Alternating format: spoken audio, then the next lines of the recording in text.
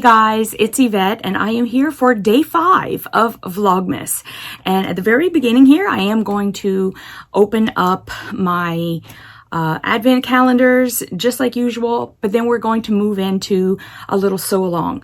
Hopefully you guys will like it. I have posted a free pattern in my shop for you to get this pattern to work with me if you'd like to. And I will put a link down below in the description box. And I'll also tag it, or it's not tagging it, it's, I don't know, do they call it tagging it? Pin it. I'm going to pin it to the first comment so that you can go straight there and get the pattern if you would like to sew it with me. So let's get started. I'm going to open the cotton cuts first.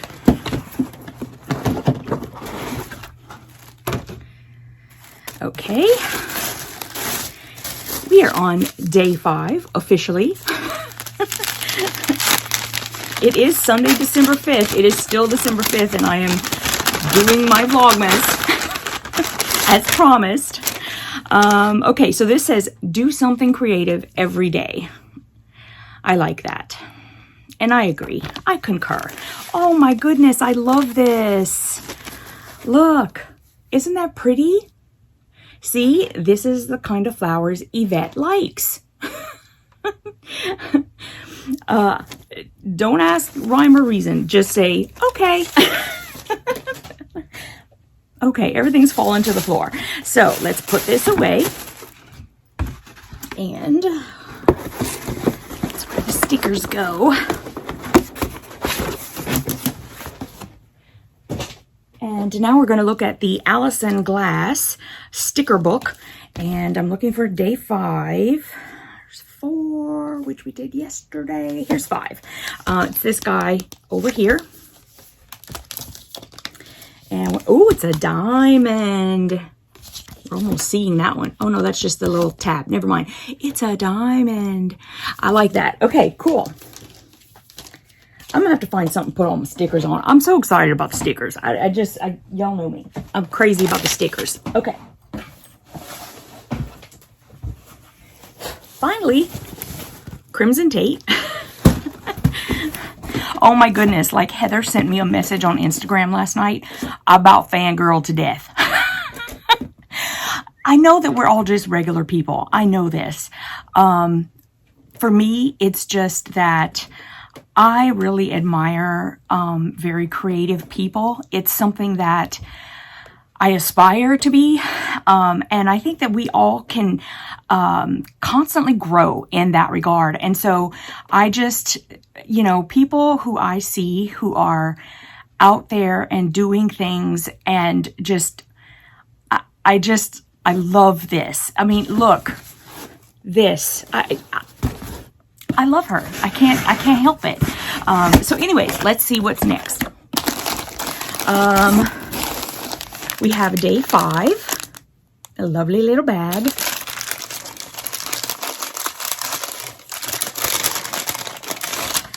Oh my goodness. Okay, I got another sticker. This was a piece of pizza with hearts on it. I don't know about them green olives, but I'll take a pizza with heart on it anytime. Oh my goodness. Okay, I'm like dying. I love the stickers. I love the stickers. Okay, and here is the fabric. This looks like Violet Craft to me. I could be wrong. I'm always like making a guess and then it's wrong. And of course I don't have the selvage with the words on it. But no matter what it is, I love it. It's a light orange, almost like a peach, but it's orangey peach. I love it. I love that. And then here is the lovely solid to go with it. And it's orange, so you can see they go together. So it's based in orange. I love these today. Oh my goodness. Okay, so I've been keeping them all, and I'm gonna show y'all, like, when we get to the end, I'll show the whole stack of what I got from everybody. And I'm gonna keep it in order of day so that we can see how it progresses, because that's real important. Okay, so I am going to put this one down as well, and I'm going to head over to the cutting mat where we're going to start our project. I'm really excited. Okay, so here we are. This is a pattern that I wrote so that I could share it with everyone. Hopefully you have gone over to my shop and gotten the free copy of this. It's called the Christmas Tree Snack Pad. And I've been seeing a lot of people making mug rugs lately, and mug rugs are so fun. And this is just a little bit bigger so that you can actually have like your coffee on this side and like your cookies over here, or whatever you want to do. It just makes it a little bit bigger. It's 9 by 16 approximately when it's finished. So it's super fun to do too. This is a very simple pattern, confident beginner. And if you have not done it before, you might, maybe just give it a shot. It's not that difficult of a pattern. Okay, so let's get going. This page here is just going to give you some basic instructions on how to paper piece. Now, I know this looks crazy. These are the fabric requirements. However, the majority of them are all scraps. So I just wanted to put everything in so that you could see every single thing that I was putting on this one here. So you can see that when it's finished, it has a very scrappy look. You can change that. You can do whatever you want, guys. It's your pattern. This is just so that you see exactly what I used and, to make my snack pad. Okay. So the most important parts are the ones that actually have like yardage, quote unquote. The border, you need about 1/8 of a yard. The binding, you need about 5 inches times the width of fabric. And that's 5 inches if you're going to do a 2.5 inch border. I usually do 2 1/4. So if you're going to do 2 1/4, then you really only need 4.5 inches. The background, you're going to need about 1/4 of a yard, and literally everything else is scraps. The only ones that are kind of important, as in the size of the scraps, are the ones that are used in what's called the strips, which are these 4 right here. And where that is, I've put in that it's a 2.5 inch by 7.5 inch scrap. And it's this guy, this guy, this guy, this guy. So these 4 here are a specific size of scrap. And everything else, it's just as long as it covers the triangle that it's going to cover, that's fine. You really just need a little scrap. Okay. These are your cutting instructions. What you'll want to do is, since fabric A and fabric B are actually only going to be used for one thing, and that's the border and the binding, you don't need to really cut this in advance, but you can if you'd like to. Otherwise, you can just get going, which is what I'm going to do. I'm probably going to cut these at the end whenever I need them. Okay. There are 2 pieces to the FPP portion, the foundation paper piecing portion. You have this template and this template, right? And these are going to be obviously your Christmas tree and your strips. Now, if you don't want it to be Christmassy, you can just make it a bunch of different greens with other backgrounds, whatever you'd like to do. You can make it more Christmassy, less Christmassy, more for kids, more for adults. The fabric you choose really just helps you to lead it in that direction. Now, I did provide a coloring sheet. This is a pretty simple pattern, so you don't really need to have a coloring sheet, but sometimes whenever you're looking at it, it helps you if you can see where all the colors are going to go before you actually start sewing. So that's up to you. If you need a coloring sheet, you can go ahead and use this one. And then I have some assembly instructions. And of course, that will come at the end. And then the last page just basically says, please hashtag, please respect the copyright, that standard stuff. Okay, so I'm just going to scooch these over. And I'm going to cut out my patterns. Now what I do, you can use scissors or you can use your ruler and rotary cutter, which is what I do. Whichever one you're more comfortable with, please go for it. It really doesn't matter. So what I take is, on my Creative Grids ruler, there is a little 1/4 inch dotted line. I take that dotted line and I put it on the inside line here. That way, whenever I trim away, I'm going to trim just outside of that 1/4 inch. This is your quarter inch. Y'all know that all the words are escaping me these days. I'm telling you, it's menopause. I apologize if you're not female and that makes you uncomfortable, but that's what it is. I can't remember things at the spur of the moment. It's not selvage. Okay, you know what that is. So I'm going to put my ruler down. And I'm just going to make sure that that 1/4 inch line is right on my inside or my outside sew line. And I'm just way too much of a perfectionist, so y'all don't have to go all crazy like this. That's just my personality. And here we go.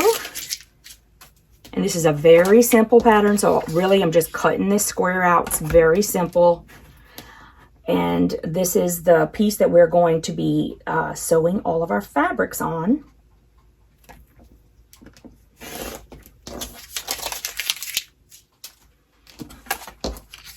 Now I'm using just regular copy paper today, but I really like to use foundation paper whenever I can. A lot of times if I'm already printed it out, then I'll just go ahead and use the copy paper. And in fact, I don't mind copy paper.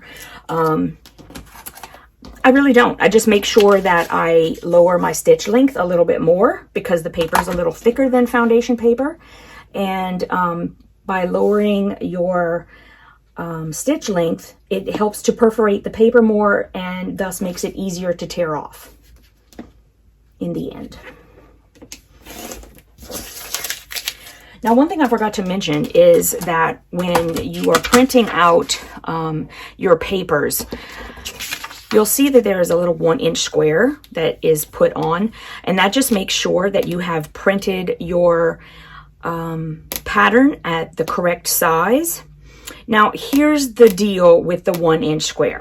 I can show you that my 1 inch square is, see, I didn't even check mine when I printed it. So mine is actually a little bit, my square is a little bit smaller than the 1 inch. Now, let me tell you when that is important. If you are printing out your templates at different times and on different printers, then you'll definitely want to keep this 1 inch square in mind. Okay, because that'll be very important. Your 1 inch square needs to be the same size on all the papers because that means that your templates are being printed the same. Now, because I printed them at the same time on the same printer, I'm not going to worry about this too much. The only thing that it's going to affect is my my finished project will be slightly smaller than the 9 inch by 16 inch.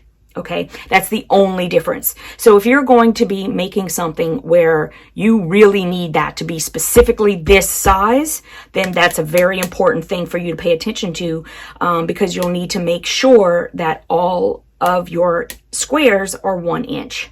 Okay, but for this project, I'm not going to worry about it. For myself, it doesn't matter to me that it's a little bit smaller than the 9 by 16.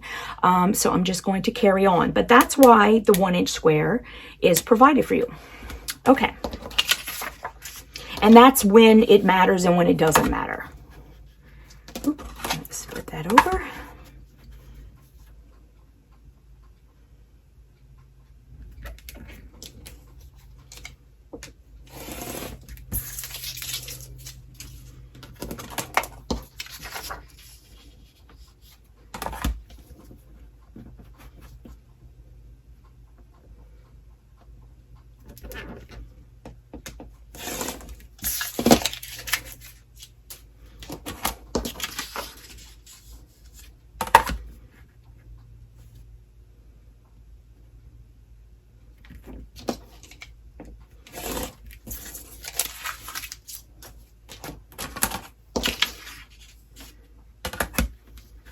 Now you'd probably saying to yourself that you don't really need to foundation paper piece this part right here. It's very true. You could just sew strips together. Personally, anytime I can FPP, I do because it makes sure that you don't have to worry about that 1/4 inch seam allowance. Seam allowance, that's it. This is the seam allowance. Oh, See, it comes back to me eventually. But you don't have to worry about whether you have a perfect quarter inch or a scant quarter inch or this quarter inch or am I going. All you have to do is sew a straight line, and it's going to be exactly where it's supposed to be. So that is, in a nutshell, the number one thing that I love about FPP is that all of your points are going to line up exactly where they need to be. All you have to know how to do is sew on a straight line. Okay, so I am going to go and prepare my fabrics. I'll come right back and we will get ready to sew. Okay, so I have cut all my fabric and I have it ready to start sewing onto my paper templates. Now, I'm going to give you a couple of pointers about the way I cut my fabric. I want to stress that this does not mean you have to do everything the way I do it. I will tell you how I do it and why I do it, and it's up to you to decide what works best for you. There are no rules here. There's no quilting police. I'm not going to come after you. I can just tell you by experience why I do the things I do. Okay, so what I do is I take my paper template and I go in the order in which the pieces are going to be sewn on the paper. And you know what order because you'll see the A, this is the A template. So every piece on here will say A, but then you'll see a number after it. That number means that's the piece that you're going to be attaching next. Number 1 is always just a stationary piece. So you have number 1, then 2, 3, 4, 5, 6, 7, 8, 9, 10, 11, 12, 13, 14, 15, 16. Okay. Now you could just cut one piece at a time. No problem with that. I just like to get all of my cutting done so that I'm ready to just sit and sew. That being said, I will go to my number 1 piece. And when I looked at my pattern, and I just I look at this picture. You can either do that or you can use your color sheet. Like I said, you can color it yourself. Like if you know which fabrics you're going to be used, which are different than mine, then you should use the color sheet, color in or write in whatever makes more sense to you. Like if you're going to have a green tree, tree is stupid, red wreath. Let's just say the red fabric with wreaths on it. You can just write red fabric with wreaths, or you can color it in and draw a little, or you can put a swatch on it. I mean, whatever it is you want to do, right? And this is going to be your cheat sheet, okay? So now what you do want to notice though, is when you look at the picture of the tree and then you look at your template, it's flipped. And the reason why it's flipped is because actually this piece is guiding you to tell you where to put the fabric on, but this side is where is going to be the pretty side. So once you flip this over, it's going to look like that. So just remember that when you are looking at this, if you're saying, okay, I want to know what piece of fabric goes into A5, A5 is over here, okay? It's just flipped. It's just flipped right over. It's the same thing. So A6 is going to be over here because it's flipped. That's the only thing. So just remember when you're making your color sheet, and honestly, like with things like this, like the tree, if you get it wrong, it's not that big of a deal because this is just very, it's very subjective. You can put your fabrics for your tree anywhere you want. So if you accidentally make a mistake and put it in the wrong spot, I mean, unless it looks really terrible, which I seriously doubt that it would, it's not going to make that much of a difference. But if you're really set on how you're doing it, go ahead and fill in your color sheet. Just remember that your tree is going to be flipped. That's it. And this pattern here is very simple. So it's very easy for you to start with a pattern like this and kind of get used to that it's flipped notion, right? Okay. So that's what I did, is I just went along here and I looked at this picture of my finished project. Now, I will say that as I was going through all my fabrics, I did change a couple of fabrics in here, but that's just because when I started looking at it aesthetically, I saw it said, oh, I kind of want this fabric instead and that fabric. So feel free to like take liberties with that. You can put them wherever you want. So you'll see that not every single fabric that I've cut out for my pieces is exactly as you see it here, because I just changed my mind. That's all. Okay. So number one is the tree trunk, which is obviously this lovely chocolate art gallery fabric. And so I put that down, and you would put it face down, but you know, a solid color, it goes either way, right? Okay, so that's my number one. My number two is a background fabric on this side. Now, what I tend to do, or whenever I first started, let me see if I can find a nice pen here. I'm going to be able to find everything but a pen. Oh, here we go. How lucky.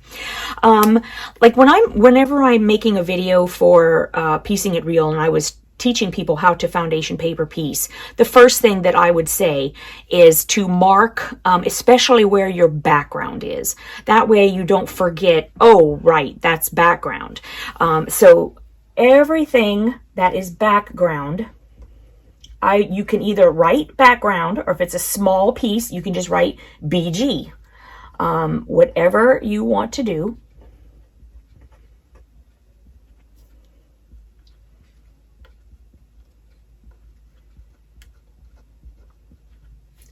And this is background.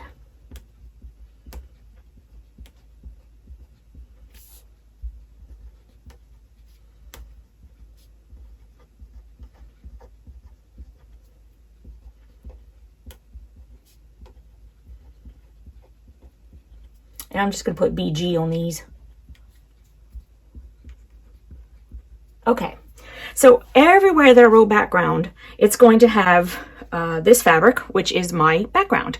And it just makes it real easy whenever you're going to cut out your fabrics, that you can see at least where your backgrounds are. Makes it real quick. So for this background, I have this piece. So once I cut it, I just take it and I turn it right sides down. And then A3 is also a background, right sides down. My number 4 is this piece down here, oops, which is also background.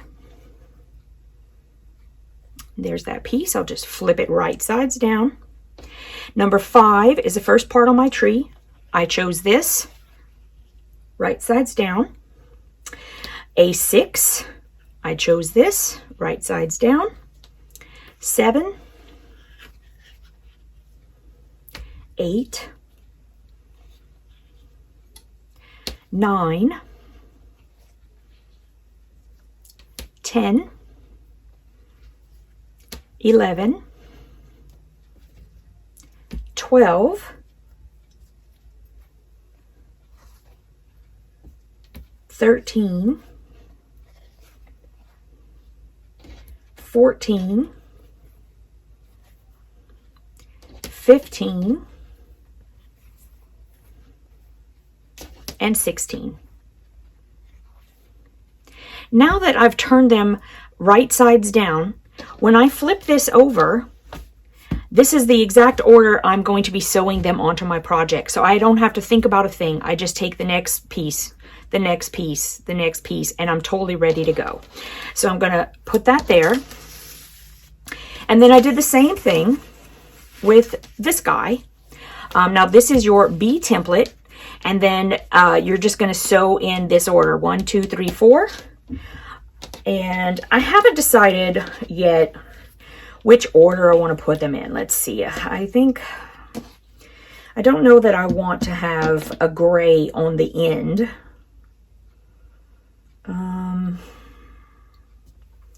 Let's see. Maybe if I put it here,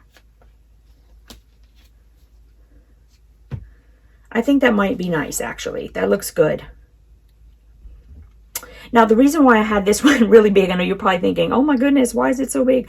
I want to fussy cut it to sort of make it exactly how I wanted it. And to be honest, when I was cutting the fabric, I just cut a big old piece. You know, because that's how I cut fabric. When I'm cutting fabric for foundation paper piecing, I always cut my pieces larger, some people would say much larger than what I'm going to be using them for.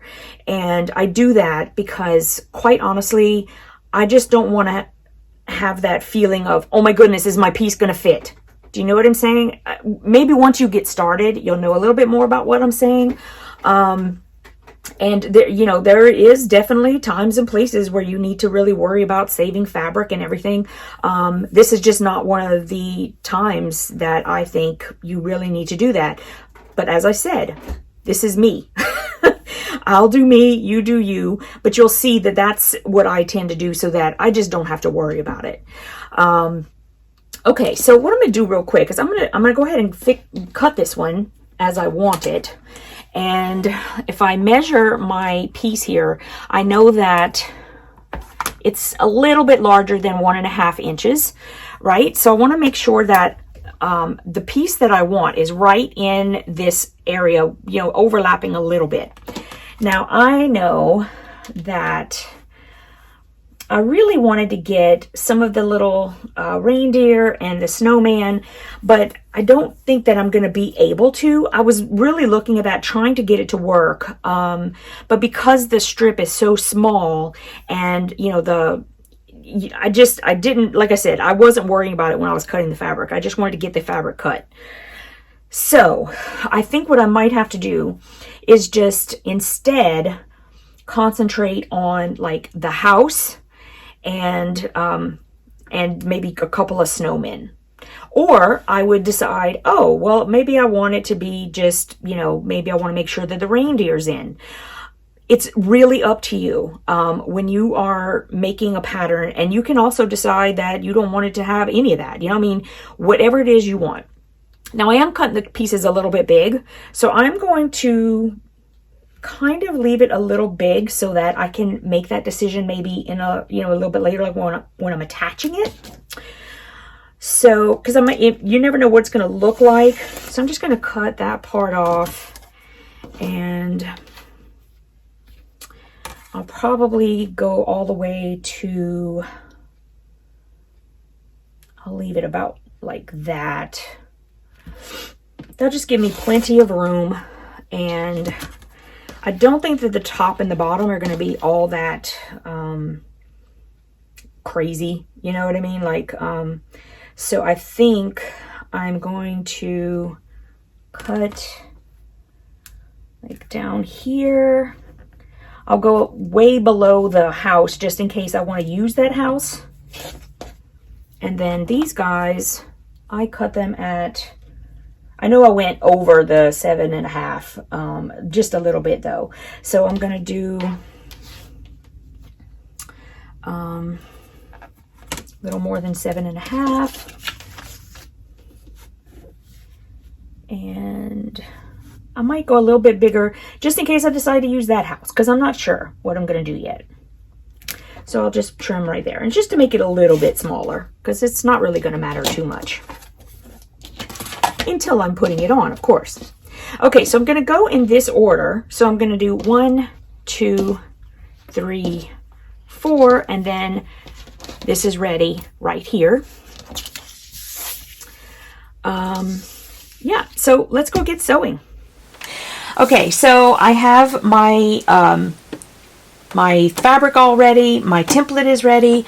I am going to lower my stitch length down to 1.4 millimeters.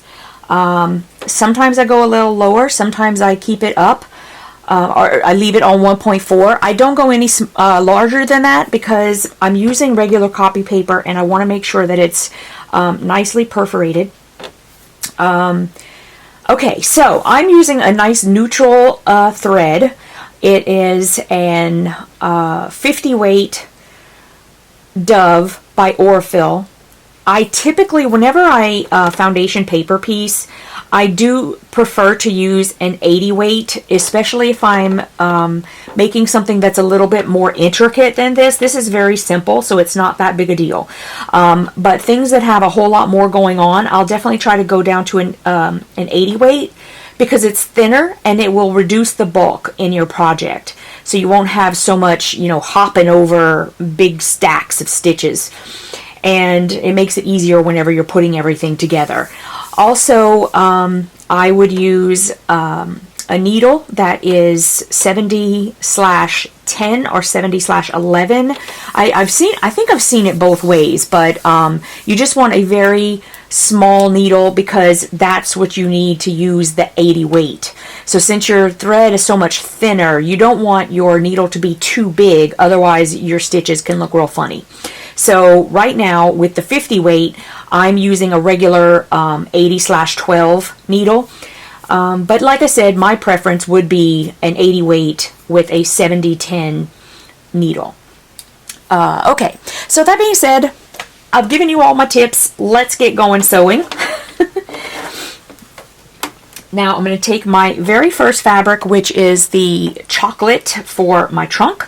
Now if this were a directional or if this were like a regular print, you would want to make sure that the print itself was facing away from you when you moved it to the back of the template. But since this one is solid, it really doesn't matter.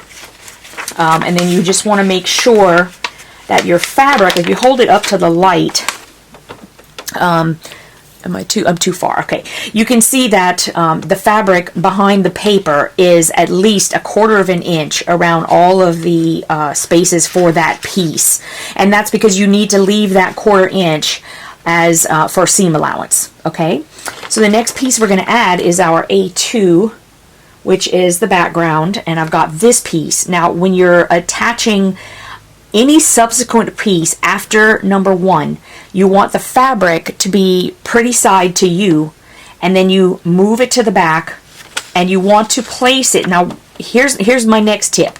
You're going to be adding A2, right? So whichever piece you are adding, turn your project around so that that one is on the top. Makes it easy for you to remember where you're going to place your fabric before you sew it on. So we want the fabric to, when it flips up, it's going to cover this piece. So we're just going to put our fabric so it's at least 1/4 of an inch. I think I need to move my camera. I hope I don't make anybody sick. I'm going to do that. At least 1/4 of an inch above the line that we're going to sew on. So this line that we're sewing is between 1 and 2. So you want it to go at least 1/4 inch above that to have seam allowance. Okay, so I'm just going to take my piece. It's pretty side to me. I'm going to move it to the back, and then I'm going to position it. It's a lot easier whenever you're not having to do it for the camera.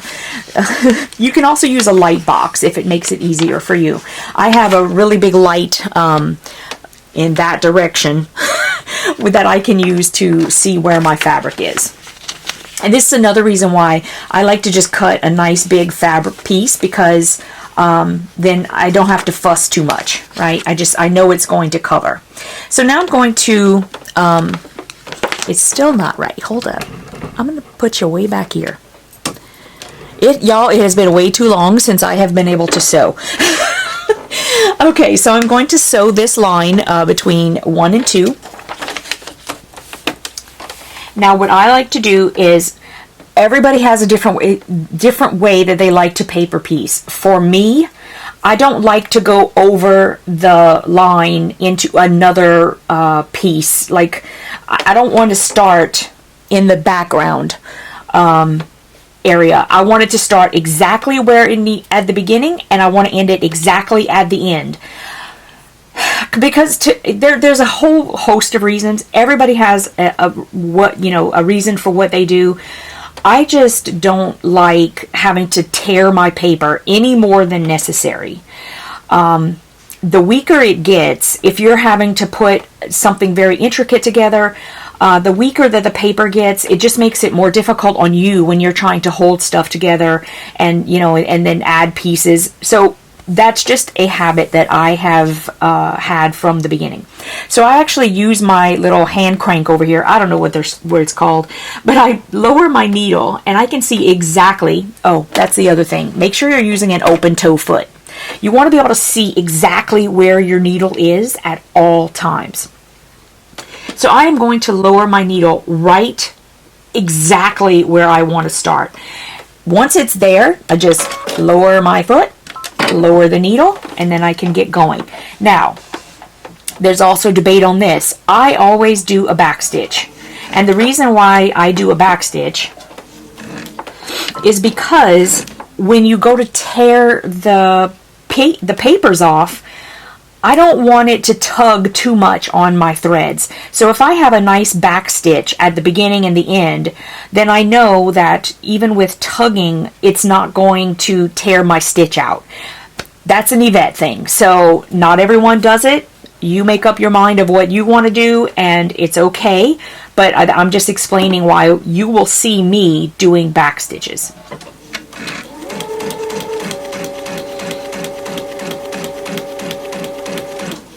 Now I will say, if you're coming up to the end and you think that your last stitch is not going to hit the line where it needs to stop, it's better, in my opinion, to go over than to have too little, okay? Because it'll just give your project more stability. Now mine ended okay, but if you are doing that, it's better to just go over one stitch.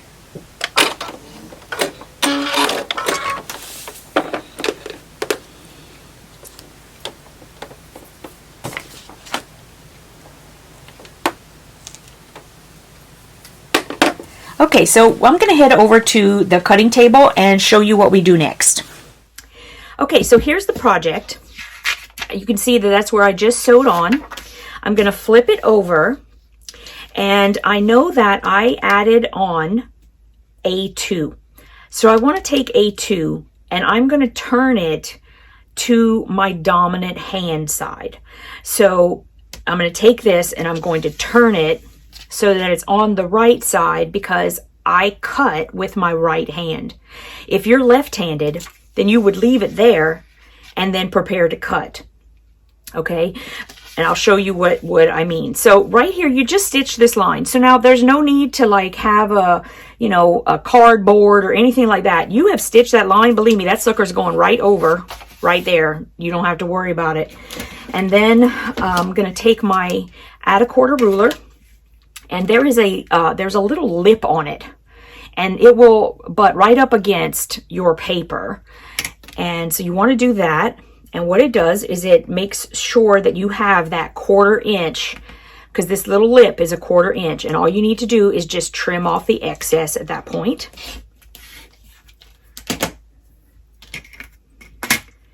And now I am going to go over to my pressing mat, and I'm going to press that back, and then I'm going to go back and add piece number 3. So I'll meet you back over there.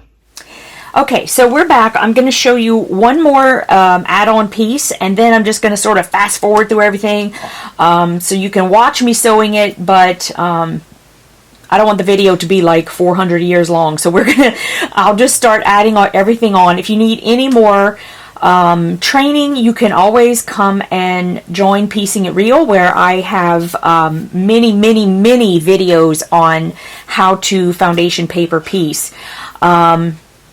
Or you can just keep rewinding these pieces back if it helps you or whatnot. But I just we're going to get this going. We're all going to sew together.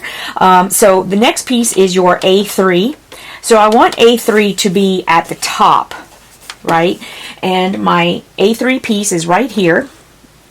I'm going to take it pretty side to me, and I'm going to slip it right behind the template. And I'm going to make sure that my fabric is at least a 1/4 inch above this line right here, which is the line that we're going to sew between A1 and A3, adding on that piece.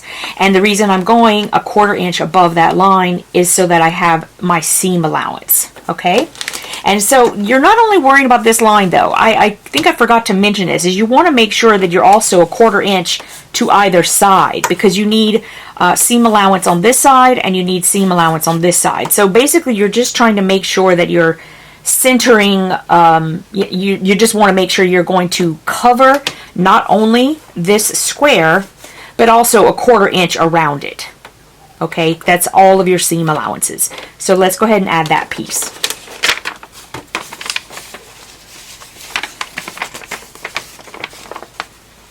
Sometimes your larger pieces will be a little more difficult to handle, but it's not that big a deal. You'll get it. Trying to make sure I know which background I'm looking at here. Okay, that looks good. You can always look under this flap too and make sure. Oh, see, look, I had a twist. I'm so glad I looked. Okay, so you want to throw that under there. You want to lower your needle to your right at that spot. And here we go.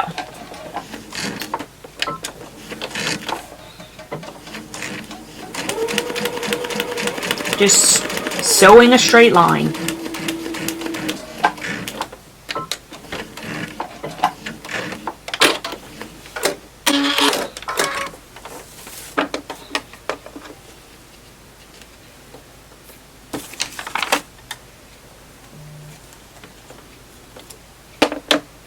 Okay, we're going to make one more trip to the pressing mat, the cutting mat, all of those mats, and then we'll just start whipping it out.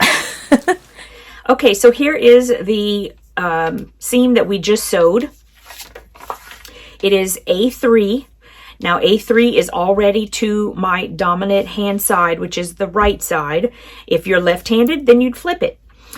So I'm just going to bend back the paper right here on the seam we just sewed. I'm going to take my add a 1/4 ruler and I'm going to lay it down and trim.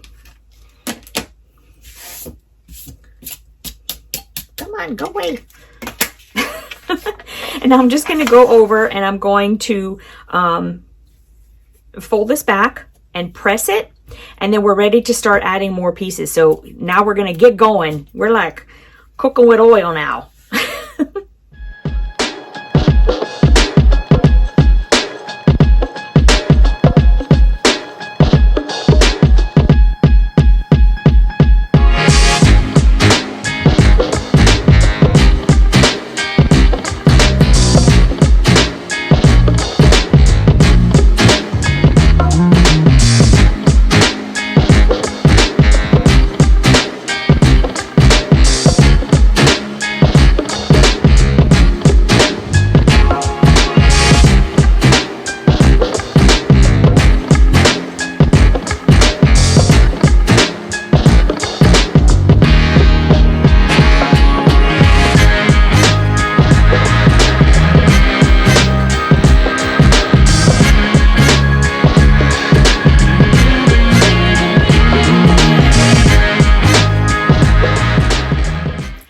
Okay, so I have finished sewing up the 2 templates and I have cut out the border strips that we need.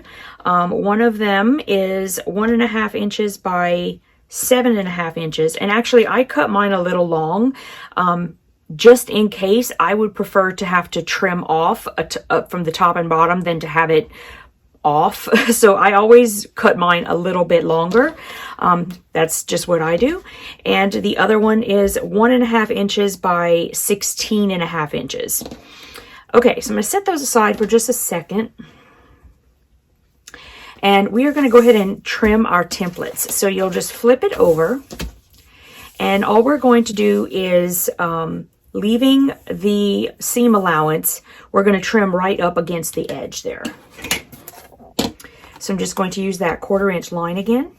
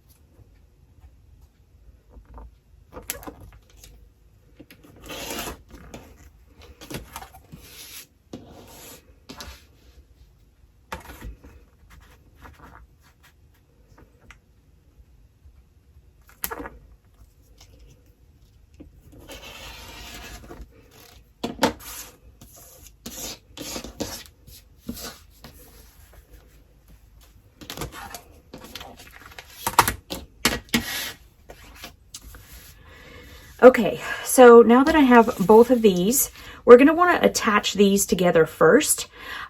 So just like with any just regular piecing, you'll want to flip them right sides together. So I'm just going to take this guy, I'm going to flip him over here, and then I'm just going to take a few Wonder Clips. And since these are squares and they're exactly the same, you can pretty much just, you know, tap them, make sure they're all kind of even. And then you can also use your fingers to kind of make sure everything is where it needs to be. The only reason that I use the Wonder Clips on something so simple as this, guys, is so that I don't have to worry. I can just walk over to the sewing machine without, you know, having to redo all of this once I sit down. So do whatever you'd like. Okay, and this is like, it's quite simple. Everything is laying pretty smooth, and you know, there are tips and tricks that you can do if you're putting together like really intricate things. But for just these squares, I'm just going to go and sew straight down this line, and we'll come right back. Okay, so I'm just going to sew right down this line. The only difference is I'm going to go edge to edge. I'm not going to start right in the corner because now I want to connect these. So I want to make sure I go all the way from end to end.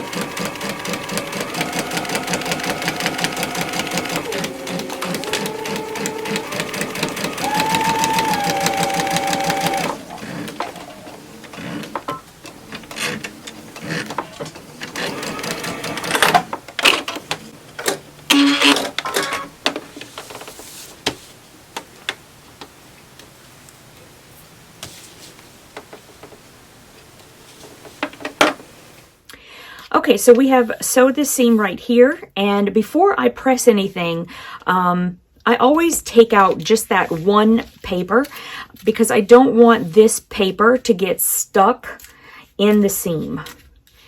So I just pull that right out, and I do both sides.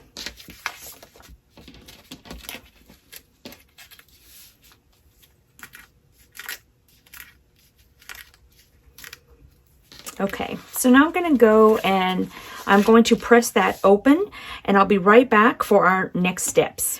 Okay, so I've pressed this open in the middle, and I'm now going to take all of the papers off and then start adding my borders. It depends on what you'd like to do. You can leave them on if you'd like to use those, you know, the seam allowance or the straight line to help you keep it straight. But for a project like this, I'm just going to sort of wing it, I guess. At least in terms of foundation paper piecing, because normally, you know, we like to sew everything on the lines. And that's very true. But on something like this, I'm just going to go ahead and take them out first.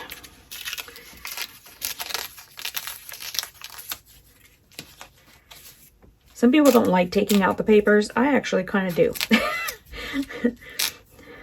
Find it kind of cathartic to take them out. Sort of like whenever we used to have that bubble wrap that we would pop all the time. I don't know, I kind of equate it to being like the same thing.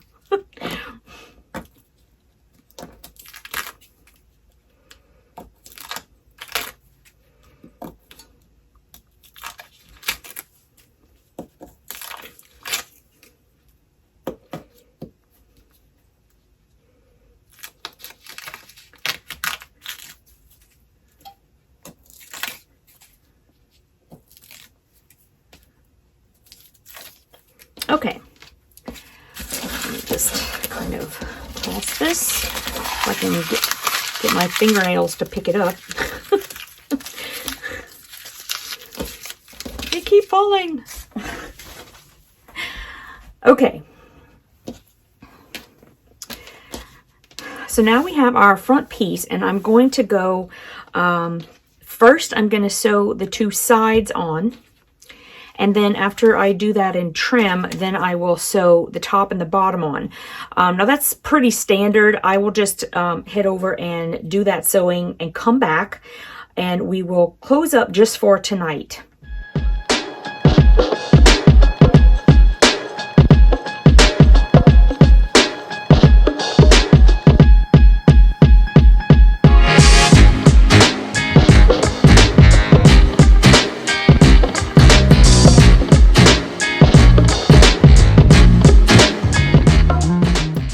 Okay, so I have my top all finished, and I'm going to stop for the night.